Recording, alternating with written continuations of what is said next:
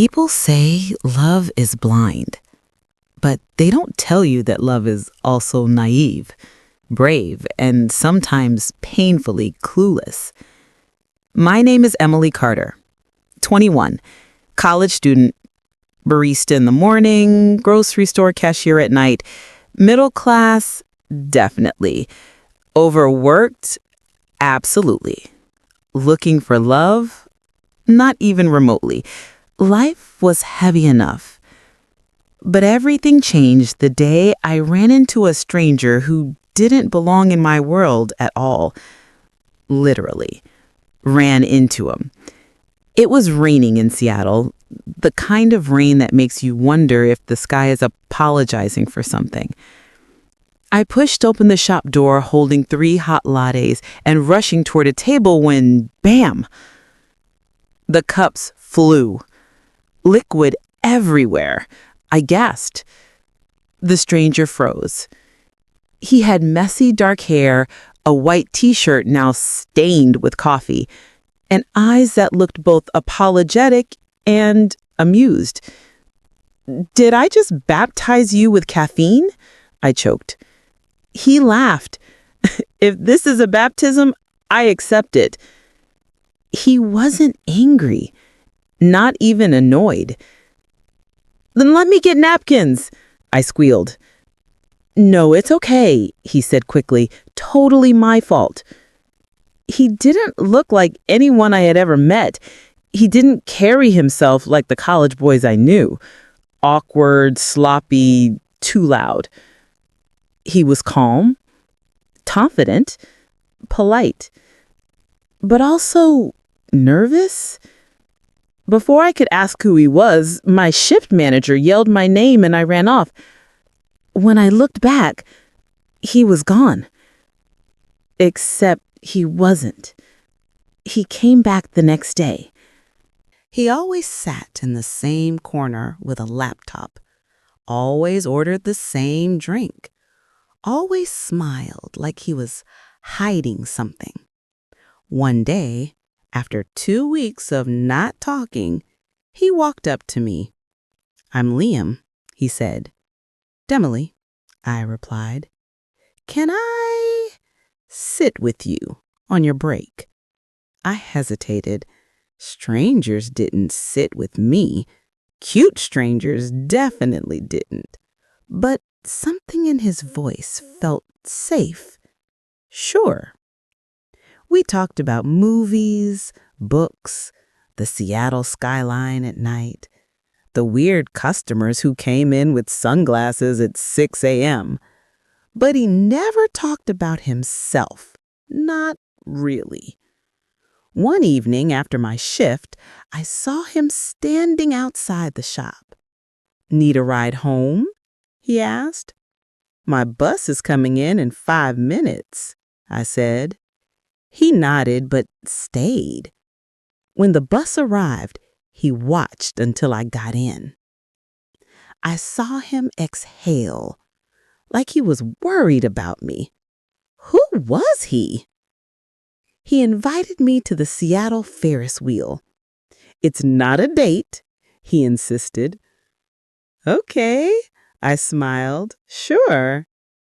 But the way he looked at me under the nightlights, it was a date. In the gondola, he asked, "Have you ever wanted a different life?" "I do," I whispered, "but wanting it doesn't make it happen." He swallowed hard, almost guilty. "I wish you could see yourself the way I do," he said softly. I laughed nervously. "And how's that?" "Brave, strong, beautiful." My chest tightened. And then he held my hand. The next day, he disappeared. No texts, no calls, no visits. 2 days, 3, 4, 5. Then on the 5th day, he showed up again. But he wasn't alone. 2 men in black suits followed him from a distance. Friends of yours? I joked. He stiffened. Not exactly. He quickly changed the subject. I didn't push. But something wasn't right. One evening he said, "Come with me. I want to show you something." We drove toward the coastline, past big houses, past mansion-size houses, until we reached a massive gated property. "Liam, whose place is this?" He didn't answer. The gates opened automatically. My heart dropped. He parked outside a glass mansion overlooking the ocean. "Welcome to my home," he whispered. I stared. No words. Nothing felt real. He looked terrified of what I would say.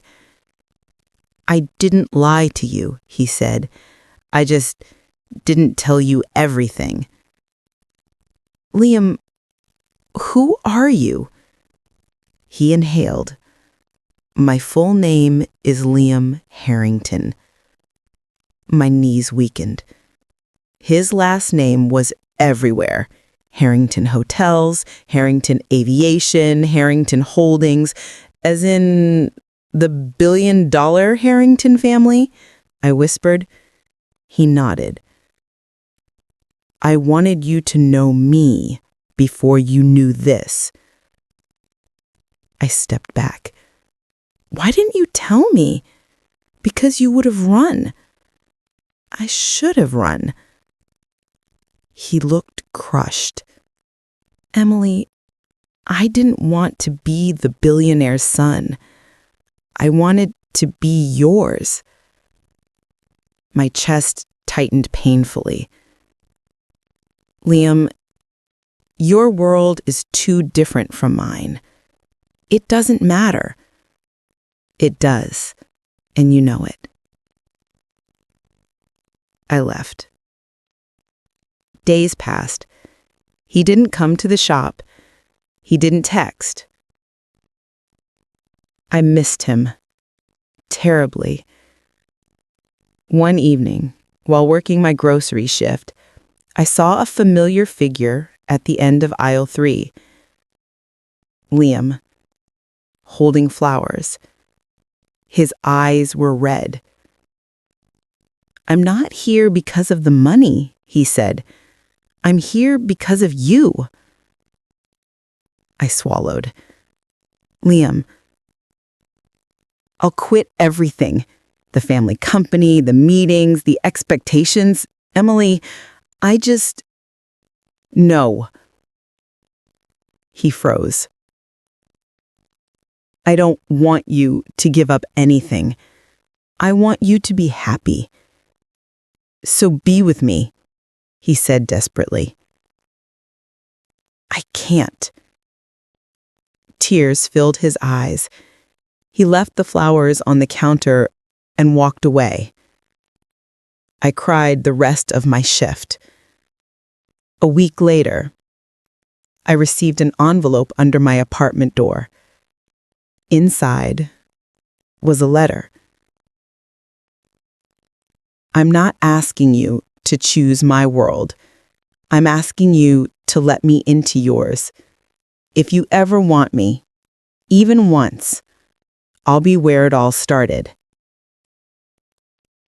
Liam."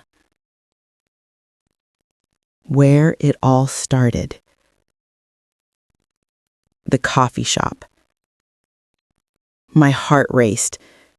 I ran. He was standing there, at the same corner seat, looking at the door. Hoping. When he saw me, he froze. I walked straight up to him. "You're an idiot," I whispered. "Probably." "And I'm an idiot too." Then I kissed him.